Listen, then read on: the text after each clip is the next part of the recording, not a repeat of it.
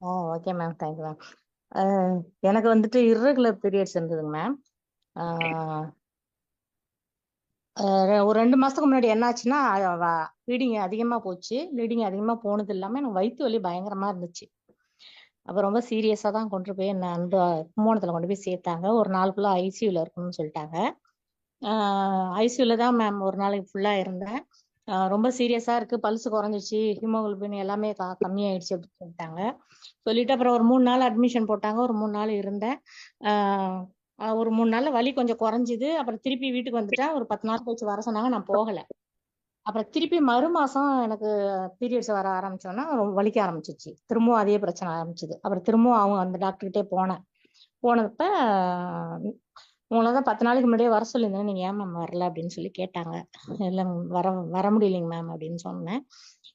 அப்புறம் திருப்பி ஒரு 2 நாள் இருந்தாங்க. அப்புறம் வலி குறைஞ்சோன்னா வந்துட்டு நீங்க கண்டிப்பா 10 நாள் கழிச்சு வாங்கன்னு சொல்லியிருந்தாங்க.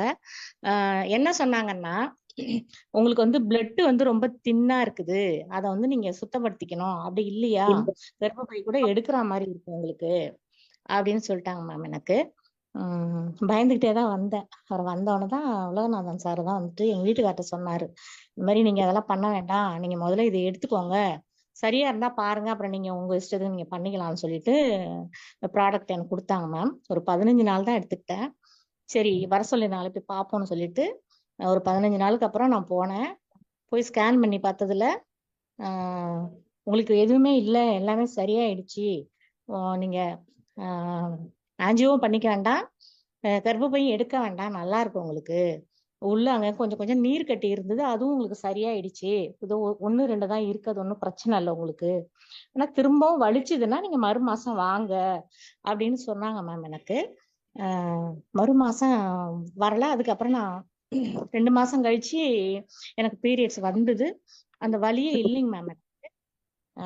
ரொம்ப சந்தோஷமா ஆயிடுச்சு. எனக்கு பயந்துகிட்டே இருந்தேன், திருப்பி வருமோ என்னமோ அப்படின்ட்டு பயந்துட்டே இருந்தேன். எனக்கு அந்த வலி வரல, சரியாயிடுச்சு. அதனால மேம் எனக்கு வந்துட்டு உலகநாதன் சார் தான் இந்த ப்ராடக்ட கொண்டு வந்து எனக்கு கொடுத்தாங்க. முதல்ல நான் அவங்களுக்கு நன்றி சொல்லிக்கிறேன். அப்புறம் என் பொண்ணுக்கு வந்து தைராய்டு இருந்துச்சு. அவங்க வந்துட்டு ஒரு ஒரு பவுச்சு, அதுக்கப்புறம் ஒரு 2 பேக் எடுத்துக்கிட்டாங்க இன்னொரு பவுச்சில்.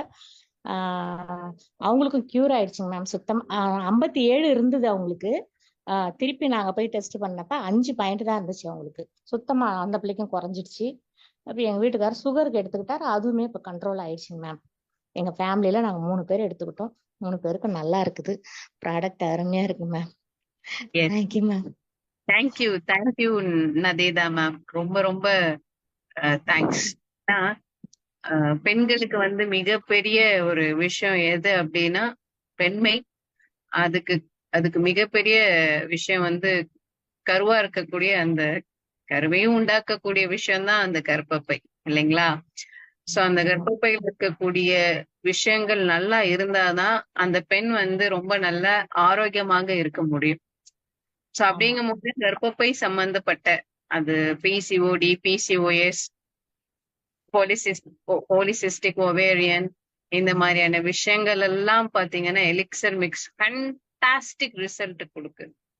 அந்த ரிசல்ட் கொடுக்கறதுனாலதான் இன்னைக்கு பெண்களுக்கு பிரச்சனை வந்து இன்ஃபர்டிலிட்டி காரணமா வந்த எத்தனையோ பேருக்கு பாத்தீங்கன்னா இந்த 12 வருட காலத்துல குழந்தை பாக்கியம் கிடைச்சதுக்கு மெயினான காரணமும் அதுதான். அந்த வகையில வந்து மிகப்பெரிய ஒரு டெஸ்டிமோனி, லேடிஸோட டெஸ்டிமோனி. Thank you ma'am. அதே நேரத்துல தைராய்டும் பாத்தீங்கன்னா உடம்புல ரொம்ப ரொம்ப ஒரு மனுஷன் வந்து எனர்ஜியா இருக்கணும், ஆரோக்கியமா இருக்கணும், அவங்க சாப்பிடுறது செரிமானம் ஒழுங்கா ஆகி அவங்களுடைய சத்துக்கள் உரியப்படணும் அப்படின்னா ரொம்ப ரொம்ப இம்பார்ட்டன்டான ஹார்மோன் தைராய்டும் கூட, அந்த கிளாண்டும் கூட. அந்த ஒரு விஷயம் வந்து கண்ட்ரோல் ஆகுது அப்படின்னாலே பெஸ்ட் எக்ஸாம்பிள் நம்மளுடைய பாடியில நம்மளுடைய ஹார்மோன்ஸ் பேலன்சிங் ஆகுது அப்படிங்கிறதுக்கு மிகப்பெரிய ஒரு டெஸ்டிமோனி இந்த தைராய்டு டெஸ்டிமோனி. அண்ட் கண்டிப்பா உங்களோட ஃபேமிலியோட நல்ல ஒரு ஹெல்த் அண்ட் வெல்த் அப்படிங்கிறது நிச்சயமா வந்து இந்த எலிக்சர் மூலியமா